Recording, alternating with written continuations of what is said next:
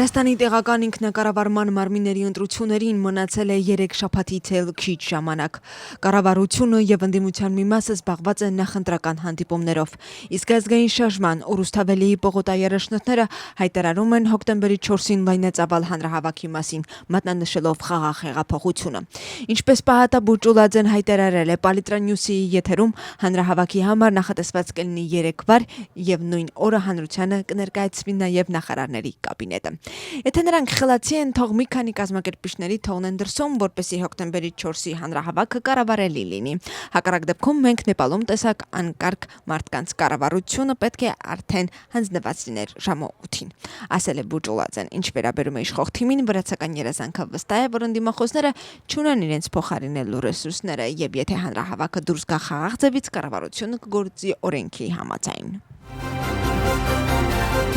Այսօր հավանաբար պաշտոնապես մեղադրանք կառաջադրվի Էլենե Խոշտարիային, իսկ մինչ այդ վրացական քաղաքական դաշտում ակտիվորեն քննարկվում է նրա ձերբակալության հարցը։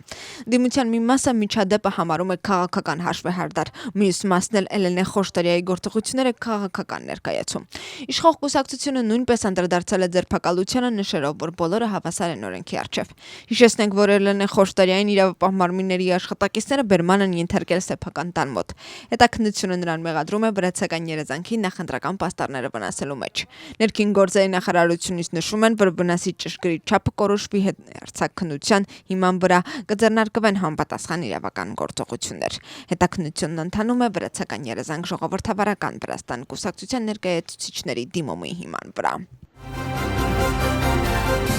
Ինչ պետք է արվի Թբիլիսիում առողջապահության եւ սոցիալական քաղաքականության առումով առաջիկա 4 տարիների ընթացքում։ Կախակալաձեն ներկայացրել է մանրամասներ ու խոսել այն առաջնահերթությունների մասին, որոնք նա նախատեսում է իրականացնել տեղական ինքնակառավարման մարմինների ընտրություններին հաղթելու դեպքում։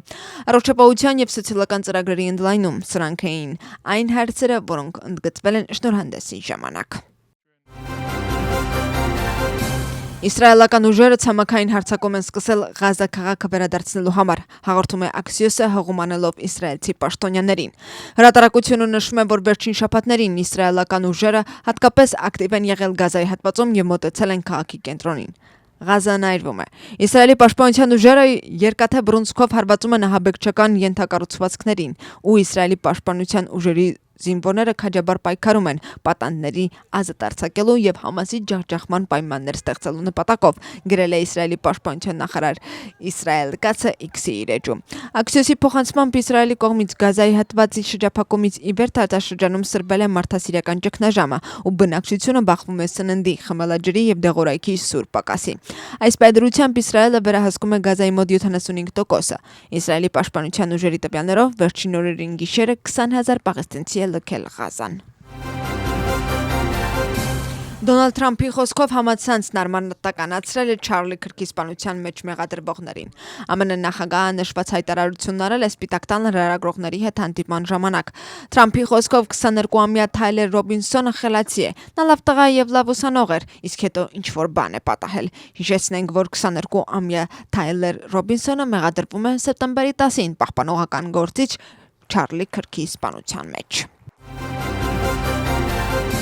ԱՄՆ-ն հարձակվել է Վենեսուելայից եկող եւս մեկ նավի վրա, հայտարարել է Դոնալդ Թրամփը։ ԱՄՆ նախագահի խոսքով հարձակումը տեղի է ունեցել Վենեսուելայից ԱՄՆ թմրանյութեր տեղափոխող նավի վրա։ Թրամփը նաև նշել է, որ ԱՄՆ զինծառայողները հարձակումներն իրականացրել են իր հրամանով։ Հարձակման հետևանքով զոհվել է նավի վրա գտնվող 3 մարդ։ Հիշեցնենք, որ ԱՄՆ-ն սեպտեմբերի 3-ին նույնպես հարձակվել է Վենեսուելայից եկող նավի վրա, որի հետևանքով զոհվել է 11 մարդ։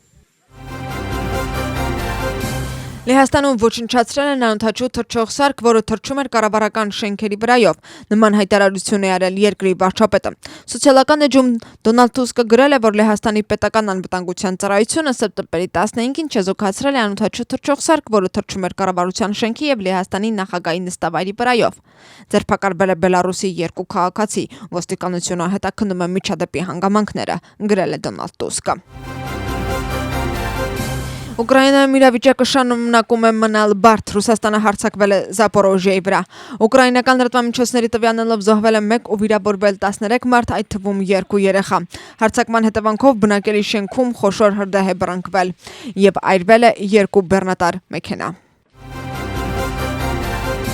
Ներքին գործերի նախարարության միգրացիայի վարչությունը Վրաստանից արտաքսել է օտարերկրյա քաղաքացիներին։ Վերջին օրերին ձեռնարկված համալիր միջոցառումների արդյունքում երկրից արտաքսվել է Հնդկաստանի, Գանայի, Թուրքիայի, Նեպալի, Թուրքմենստանի, Իրանի, Պակիստանի և Լատվիայի 29 քաղաքացի։ Գործող օրենսդրության համաձայն արտաքսված անձանց արգելվել է մուտք գործել Վրաստան։ Վրաստանի կրթության նախարարությունը սկսել է պարգևատրել շրջանների ուսուցիչներին։ Նախարարն այցելել է Ռաճալեչխոմը և պարգևատրել տեղի դպրոցի ուսուցիչներին։ Գերատեսչության փոխանցմամբ ուսուցչի ազգային մրցանակի շրջանակներում միջոցառումներ կանցկացվեն ամբողջ երկրում, իսկ եզրափակիչ միջոցառումը տեղի կունենա Թբիլիսիի օպերայի և բալետի թատրոնում հոկտեմբերի 27-ին։ Շրջանային մակարդակով ուսուցիչների պարգևատրումը մեկնարկել է Ռաճալեչխոմից և կանցկացվի բոլոր շրջաներում մինչև հոկտեմբերի 10-ը։ Վրաստանում տեղի է ունեցել գինու տուր։ Միջոցառումը կազմակերպվել է ազգային գինու գործակալության և գործակալության կապարալու Cola-Gelo and Partners ամերիկյան մարքեթինգային ընկերության կողմից։ 14 հոգանոց խմբում ընդգրկված էին ամերիկյան ընկերության ու ամերիկյան գինու առևտրի ոլորտի ներկայացուցիչներ։ Տուրի շրջանակներում ամերիկացի հյուրերն այցելել են Կախեթիում գտնվող վրացական գինի արտադրող ընկերություններ, որտեղ ծանոթացել են վրացական գինեգործության տեխնոլոգիային և համտեսել դասական ու ավանդական մեթոդներով պատրաստված վրացական գինիներ։ Թբիլիսիում անցկացվել է նաև վրացական գինու վարպետության դաս և համտես, որի ժամանակ հյուրերը հնարավորություն են ունեցել ծանոթանալու վրացական գինի արտադրող 16 ընկերությունների գինիներին։